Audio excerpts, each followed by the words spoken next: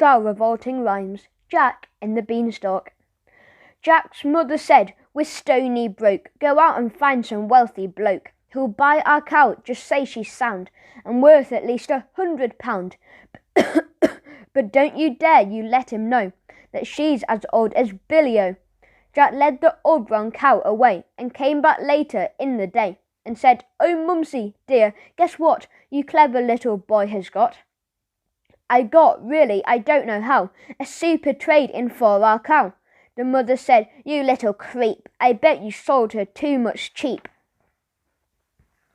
When Jack produced one lousy bean, his startled mother, turning green, leaped high up in the air and cried, "I'm absolutely stupefied. You crazy boy, do you really mean you sold our Daisy for a bean?" She snatched the bean, she yelled, "You chump," and flung it in the rubbish dump. Then, summoning up on all her power, she beat the boy for half an hour, using, and nothing could be meaner, the handle of a vacuum cleaner. At 10 p.m. or thereabout, the little began to sprout. By morning it had grown so tall, you couldn't see the top at all. Young Jack cried, "Mum, admit it now, it's better than that rotten cow." The mother said, "You lunatic, where are the beans that I can pick?" "There's not one bean, it's bare as bare." "No, no," cried Jack, "you look up there. Look very high and you'll behold each single leaf is solid gold." By Gollikins, the boy was right, now glistening in the morning light. The mother was actually perceives a mass of lovely golden leaves. She yelled out loud, "My sainted souls, I'll sell that Minnie by a rolls. Don't stand and gape, you little clot. Get up there quick and grab the lot." Jack was nimble, Jack was keen. He scrambled up the mighty bean. Up he went without a stop, but just as he was near the top, a ghastly, frightening thing occurred. Not far above his head he heard a big, deep voice, a rumbling thing that made the very heavens ring.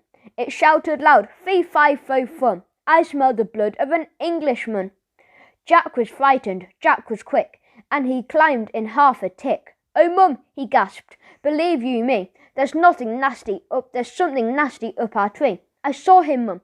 My gizzard froze, a giant with a clever nose. "A clever nose," his mother hissed, "you must be going round the twist. He smelled me out, I swear it, Mum. He said he smelled me an Englishman." The mother said, "And well he might. I've told you every single night to take a bath because you smell. But would you do it? Would you, hell? You even make your own mother shrink because of you unholy stink." Jack answered, "Well, if you're so clean, why don't you climb the crazy bean?" The mother cried, "By gad, I will. There's life within the old dog still," and disappeared right up the tree. Now would the giant smell his mum? Jack listened for the fee-fi-fum. He gazed aloft, he wondered when the dreaded words would come, and then, from somewhere high above the ground, there came a frightful crunching sound. He heard the giant mutter twice, "By gosh, that tasted very nice." Although, in grumpy tones, "I wish there wouldn't be so many bones." "By Christopher," Jack cried, "by gum, the giant's eaten up my mum. He smelled her out, she's in his belly. I had a hunch that she was smelly." Jack stood there gazing longingly upon this huge and golden tree. He muttered softly, "Golly gosh, I guess I'll have to take a wash if I'm going to climb this tree without the giant smelling me. In fact, a bat's my only hope."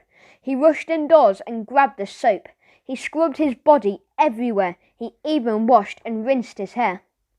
He did his teeth, he blew his nose, and went out smelling like a rose. Once more he climbed the mighty bean.